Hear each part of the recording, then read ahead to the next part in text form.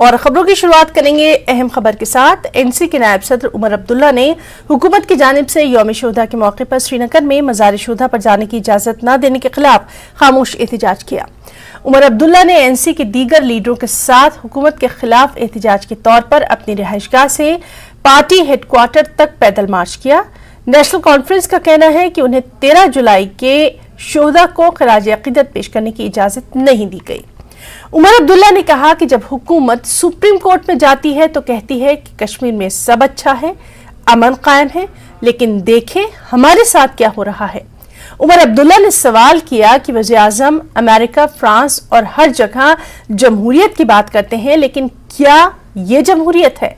उमर अब्दुल्ला ने मजीद कहा कि अगर 1931 में शहीद होने वाले लोग किसी और मजहब के होते या बादशाह उस वक्त मुसलमान होते तो एलजी सुबह से वहां मौजूद होते।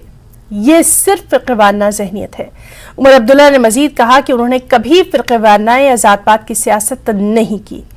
एनसी नायब सदर ने मजीद कहा कि साल 2019 में लोग हमें सड़कों पर आने को कहते थे, लेकिन हम कानून पर यकीन रखते हैं और अब सुप्रीम कोर्ट में केस है, हमारे पास एक मजबूत केस है, जीत की हमें उम्मीद है। उमर अब्दुल्ला ने यह भी कहा कि उन्होंने हमारी पार्टी को खत्म करने की पूरी कोशिश की, लेकिन वो कामयाब नहीं हो सकी। वो कहेंगे कि खानदानी सियासत खत्म हो गई है। अगर ऐसा है तो इलेक्शन में जाने की हिम्मत क्यों नहीं। आइंदा इंतखाबात में बीजेपी 10वें नंबर पर रहेगी।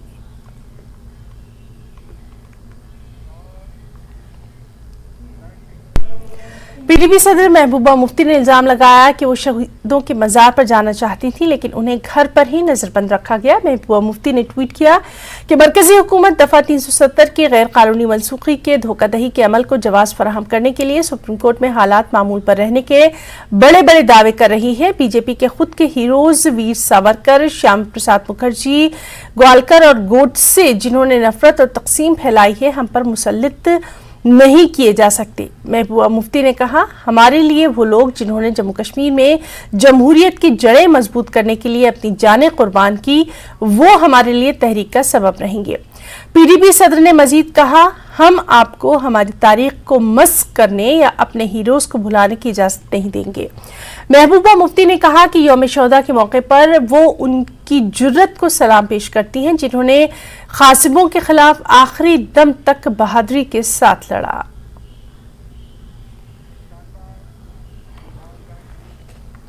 बीजेपी के सीनियर लीडर और तर्जुमान अल्ताफ ठाकुर ने कहा, उमर अब्दुल्ला और महबूबा मुफ्ती दोनों ने आज ड्रामा किया, उन पर कोई पाबंदी नहीं थी। लीडरों ने यौम शहीदान पर लोगों को उकसाने की कोशिश की।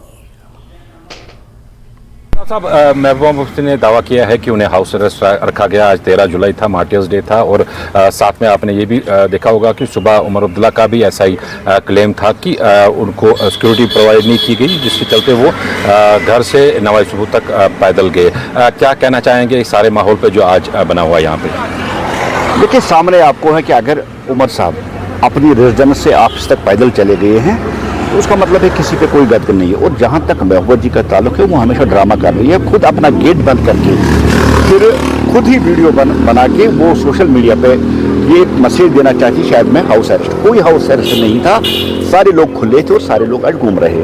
और जहाँ तक 13 जुलाई की बात है, देखिए जम्मू और कश्मीर मुतहिद है, अलग अलग हीरोज़ है, अलग अलग जम्मू के अपने हीरोज़ है, कश्मीर के अपने हीरोज़ है।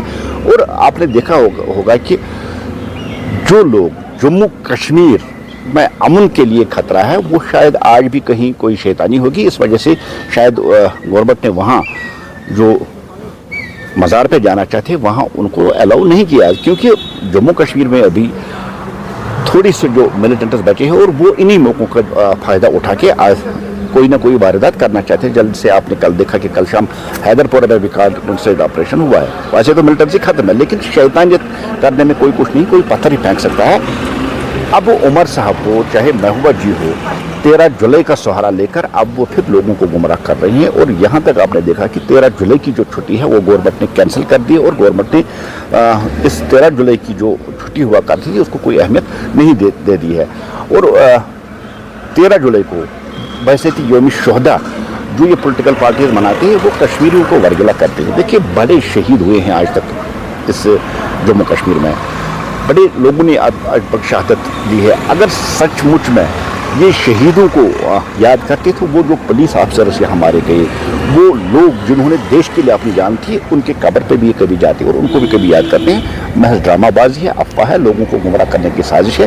चाहे वो महबूजे का ड्रामा हो कि अंदर में हाउस अरेस्ट हो, चाहे उमर साहब को का पैदल जो रेजिडेंस है वहाँ ऑफिस तक मारिश करना है, ये महज एक ड्रामा था। वो हाईलाइट में आना चाहते थे, न्यूज़ों में आना चाहते, किसी पे कोई गदगद नहीं है, झूठ है, लोगों को गुमराह करने की एक बहुत बड़ी साजिश है। इनका कहना है कि इनका दावा है कि अगर सरकार बोल रही है यहाँ पे हालात पहले से बेहतर हुए हैं, तो आज लॉ एंड ऑर्डर का एक्सक्यूज क्यों दिया जा रहा है? देखिए, हालात ठीक है, इसमें कोई शक नहीं है। आज देखिए, आज रात रात भर जम्मू कश्मीर के मार्केट खुले रहते हैं। आज टूरिज्म का इतना बड़ा फ्लो हो, आज हड़तालें नहीं हो रही, पत्थरबाजी नहीं हो रही है। आज भी अब देखिए 13 जुलाई जब इस दिन पे यहाँ हड़ताल हुआ करता था, और आज कोई हड़ताल नहीं, मार्केट खुले हैं, बैंक खुले हैं, इंस्टीट्यूट्स खुले हैं, यूनिवर्सिटियाँ खुली है, किसी पे कोई गदगद नहीं है। और न गवर्नमेंट ने किसी झूठ का सहारा ले लिया है कि लॉ एंड ऑर्डर की प्रॉब्लम हो सकती है। महज गवर्नमेंट की पॉलिसी है, गवर्नमेंट को देखना है कि VIPs जो अंडर गवर्नमेंट की जो सेफ्टी है उसके तहत आती हैं, जो गवर्नमेंट उनको प्रोटोकॉल प्रोवाइड करती है, उस प्रोटोकॉल का इन लोगों को भी ख्याल रखना चाहिए। तो हो सकता है गवर्नमेंट को कोई इनपुट हो, कहीं कोई पत्थर न चल सके, पूछ न सके, कोई शरारती अनासर कुछ ऐसा न करे, एक बहुत न्यूज़ बन जाती है कि जबकि कश्मीर में आजकल हालात जो पुरअमन है, कोई एक्सीडेंट नहीं है, वो एक रॉन्ग इमेज और गलत इमेज बन जाती है। उस वजह से कोई गवर्नमेंट ने प्रिकॉशनरी मेजर्स के तहत शायद उस मज़ार पर वहाँ अलाउ नहीं किया होगा, लेकिन ऐसी कोई बात नहीं है। इन पे कदम लगाई, ये खुद जाना नहीं चाहते थे, खुद गए नहीं। एक ने बिलवाड़ रोड पे ड्रामा किया, एक ने अंदर घर में बैठ के ड्रामा किया, लोगों को गुमराह करे, जबकि खुद में ये वहां जाना नहीं चाहते थे। न्यूज़ 18 से बात करने का शुक्रिया। बीजेपी की जनरल सेक्रेटरी सुनील शर्मा का कहना है कि जम्मू कश्मीर में कुछ सियासी पार्टियों के लीडर कहते थे कि आर्टिकल 370 को हटाने के बाद जम्मू कश्मीर में कोई भी तिरंगा नहीं उठाएगा, लेकिन 370 हटाने के बाद जम्मू कश्मीर, खासतौर पर कश्मीर में कई अफराद ने तिरंगा रैली को कामयाब बनाया। उन्होंने मजीद कहा कि नेशनल कॉन्फ्रेंस के लिए मुनासिब जवाब है। सुनील शर्मा ने कहा उमर अब्दुल्ला को अपनी सीट का ऐलान करना चाहिए जहां से वो असेंबली इलेक्शन लड़ने वाले हैं। उन्होंने कहा कि पूरे जम्मू कश्मीर में लोगों ने नेशनल कॉन्फ्रेंस को मुस्तरद कर दिया है। सुनील शर्मा ने जिला सदर बीजेपी किश्तवाड़ के साथ नागसेनी पिदर इलाके का दौरा किया और लोगों से बातचीत की। इस मौके पर कई लोगों ने मुख्तलिफ पार्टियां छोड़कर बीजेपी में शमूलियत इख्तियार की। मैं इस मजबूत मंच से उमर अब्दुल्ला साहब को कहना चाहता हूं, जो कहते हैं कि भारतीय जनता पार्टी 10 सीटें नहीं लेंगी, मैं पूरे होशो आवाज में कहता हूं, उमर अब्दुल्ला साहब, आप घोषणा करें कि आप किस सीट से लड़ना चाहते हो। आपकी पार्टी का नामो निशान उस सीट में नहीं होगा। ये मैं आपको चैलेंज करता हूं, ये मैं आपको यहां से चुनौती देता हूं। जड़ से उखाड़ के फेंक देना है नेशनल कॉन्फ्रेंस को, ये मैं आपको विश्वास दिलाना चाहता हूं। बहुत बड़ा चैनल आपने पीछे देखा, जब भारतीय जनता पार्टी के केंद्रीय नेतृत्व ने, इस सरकार ने फैसला किया कि हमने 370 को हटाना है। 370 हटाने के बाद जो आपने बातें कही थी कि यहाँ पे कश्मीर घाटी लहूलुहान होगी, यहाँ पे हर व्यक्ति हिंदुस्तान के खिलाफ होगा, कोई झंडा उठाने वाला नहीं होगा। अरे आपकी आंखें बंद है। 370 हटने के बाद तिरंगा रैली कश्मीर के हर गांव में हुई, हर व्यक्ति ने झंडा उठा के भारत माता की जय बोला। एक और अहम खबर, टेरर फंडिंग मामले में NIA की जानिब से जनूबी कश्मीर के कई मुकामात पर छापेमारी की गई। पदगामपुरा अवंतीपुरा में NIA ने 2 लोगों को पूछताछ के लिए हिरासत में लिया। दोनों के मोबाइल फोन जब्त किए गए। NIA की जानिब से आज जिला पुलवामा और जिला शोपियां में छापेमारी की गई। शोपियां में भी NIA की जानिब से 3 मुकामात पर छापेमारी की गई। टेरर फंडिंग मामले में NIA की कार्रवाइयां कश्मीर में लगातार जारी हैं। टेरर फंडिंग मामले के सिलसिले में जम्मू कश्मीर में कई मुकामात पर NIA छापेमारी कर रही है।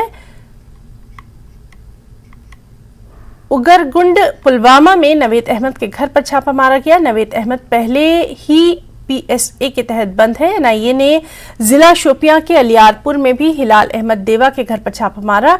द्रच के गाल शोपियां में मोहम्मद यूसुफ भट्ट के घर पर छापेमारी की गई। हेरपुरा शोपियां में एक साबिक सरपंच के घर पर छापेमारी की गई।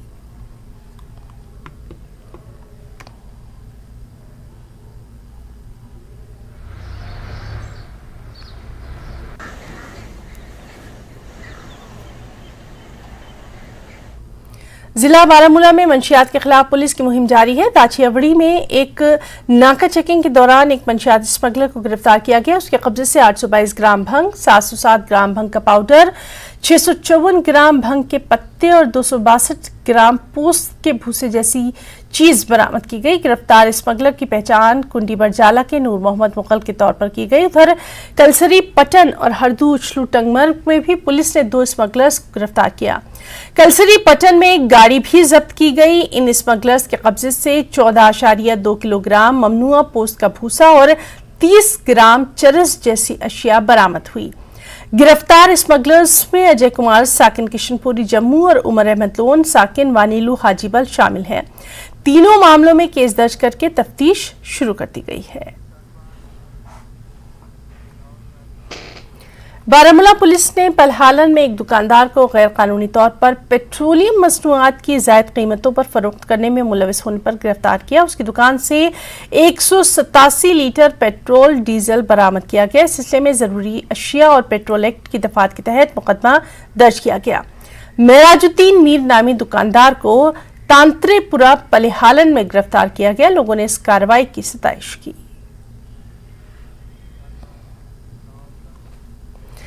तलबाग पामपुर से ताल्लुक रखने वाली एक मजदूर की बेटी सफीना अशरफ ने 11वीं जमात में कॉमर्स सब्जेक्ट में 492 मार्क्स हासिल करके जिला पुलवामा में पहली पोजीशन हासिल की।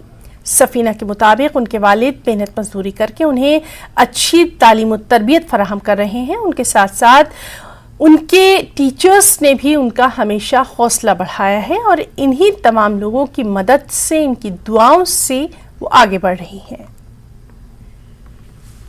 क्लास में हूँ और मैंने स्कोर 492 मार्क्स किए। तो जो भी मेरा क्रेडिट है इस सक्सेस का वो मेरे सबसे पहले मेरे पेरेंट्स को जाता है and then it goes to my teachers, जिन्होंने मुझे टाइमली सपोर्ट किया, गाइड किया कि कहाँ पे आपको कैसे करना है, क्या करना है। और मेरे हिसाब से जो कंसिस्टेंसी एक बच्चे की होती है वो बहुत ज़्यादा इंपॉर्टेंट होती है उसकी सक्सेस में, क्योंकि जब कंसिस्टेंसी मैटर्स, जब आप कंसिस्टेंट रहोगे then you will achieve your goals. और हमेशा जो अपनी गोल्स है वो हाई रखनी चाहिए। मेरे टीचर्स भी हमेशा मुझसे ये कहते हैं कि अपनी गोल जो है वो हाई रखो। Think dream of sky, if you fall at least you will fall on stars. ये मेरे टीचर्स मुझे हमेशा कहते हैं कि हमेशा हम मतलब हाई लेवल का सोचा करो ताकि आप अचीव अपने गोल्स को सक्सेसफुली कर सकें।